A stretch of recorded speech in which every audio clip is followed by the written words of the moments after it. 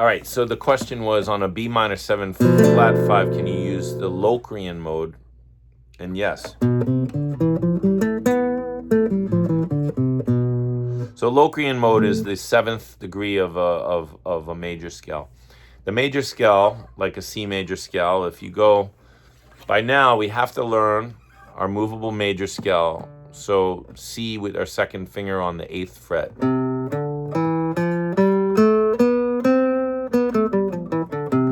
Every note in that major scale has what's called a mode. And every chord tone, every scale tone has a chord associated with it. For example, C is a C major 7 in the key of C, and that's the 1 chord. The D is a D minor 7. You can play it here, you can play it there, you can play it. And that is called a Dorian mode. The third scale degree, I'm just going to go through each mode and explain, is an E minor and or an E minor 7. And that would be what's called the Phrygian mode.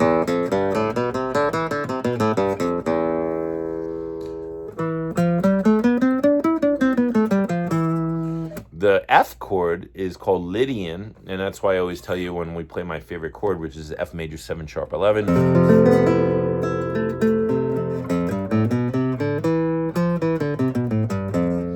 The G chord is a Mixolydian mode, a G7 chord.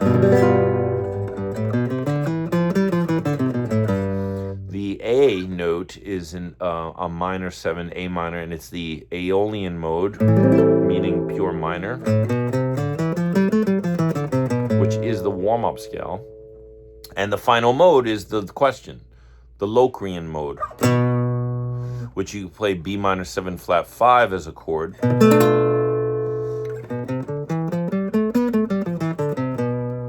And it's a very, very dark sound, very, very like depressed sort of sound. The Locrian mode. Jazz players love that mode. Yeah. They love it. I was doing some YouTubing, and they are so hooked into that particular mode. The Locrian? Yes. Well, yeah. So like certain chords, they kind of demand a certain scale. So minor 7, flat 5, like kind of calls for the Locrian mode. So you are correct. And that was our side dip into the Locrian mode.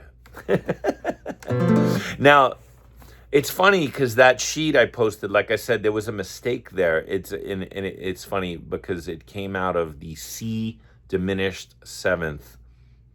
The way it was written, I'll show you again. But basically, so let's see if you could all play a diminished 7th voicing. These are very cool sounds using B. So a B and an F. Okay, just that. It's pretty, I know we're advanced, I know we're going crazy here, but B, F. Can you guys do that? And then set up your pinky to be on the D on the number 2 string. B, F, D. Then the first finger plays the G string. So I'll go over it again for Janet and anybody else jumping in. We got a B on the 2nd fret, F on the next string on the 3rd fret, and we have a D on the 2nd string, 3rd fret. Then we have what's called a G sharp or an A flat on the G string, the 1st fret. It's a really lush sound. The cool thing I'll show you briefly, you can move the root note, the whole chord up in minor thirds. So you could pull that 2nd fret up to the 5th fret. And it's a symmetrical chord, meaning it uses the same grouping of notes. It doesn't matter what's in the root. And you can move that up another minor third to the 8th fret. And you can move that up another minor third to the 11th fret.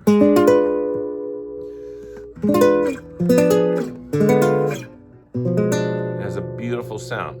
So that's called a diminished seventh. So it says on the sheet, now I'll put it on the screen, it says C diminished seventh, but it gives you the wrong position for it, just so you know. I'll have to correct it and re-upload it. Figures by the, you finally get something in the box and then you're like, oh, there's a mistake on there. Here we go, C diminished seventh. So the root, the fret numbers are below there, and it says 3 for your first finger, right? So when you actually set your hand up, if your first finger is on the 3rd fret, it should read C sharp diminished seventh. So this should have been written back a fret, to the left. You guys get that? All right. Anyway, we're gonna go into the root on the 6th string now. We're gonna go through the 6th string root fingerings. So C major 7 on the 8th position. Notice on this diagram on this sheet, by the way, in the Dropbox it says jazz 7th chords, 7th spelled out with the number 7 TH. And your first finger will play C on the 8th fret. Your second finger, the peace finger I call it, the 8th fret as well, on the 2nd string. And then you're gonna slip your 3rd finger on the 9th fret of the D string, and the pinky is gonna be the 9th fret of the G string.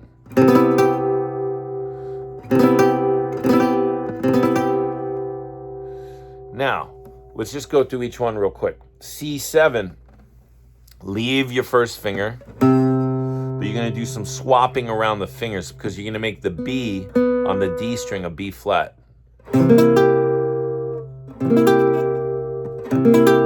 So you got your peace fingers on the 6th string, the 1, the 2 on the D string, so those are all on the 8th fret. Then you have your pinky on the 9th fret of the G string and your 3rd finger on the 8th fret. So you have 3 fingers on the 8th fret and the pinky on the G string. That's a C7. C minor 7 on this 6th string root. They're playing it the way I like to show it a lot of times, which is this. They're illustrating it. 2nd finger on the root and then a 3rd finger bars. So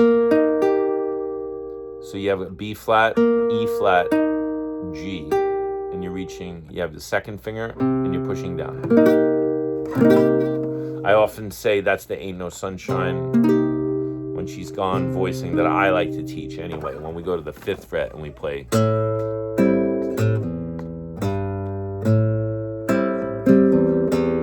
I like to play it there instead of the root. C minor 7 flat 5 on the 6th string root. You're gonna do a 2, 3, 4 fingering on 8th fret. Skip the A string, so you have the 6th string, the number 4, and the number 3. And then you have your first finger coming back, sorry.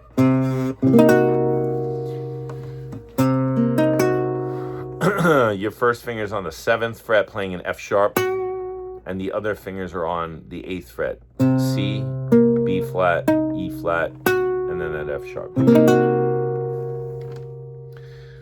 C diminished 7th, you're gonna have, this is a very interesting but tough fingering sometimes.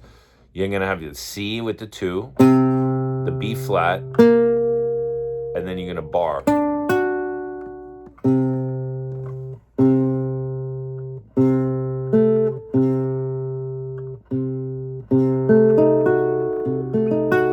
You know what? They actually made another mistake here. Crazy. So your 3rd finger should not be on. Your 3rd finger should be on the G string. Interesting. All right, I have to take this down right away and make a correction on the diminished chords on both of them.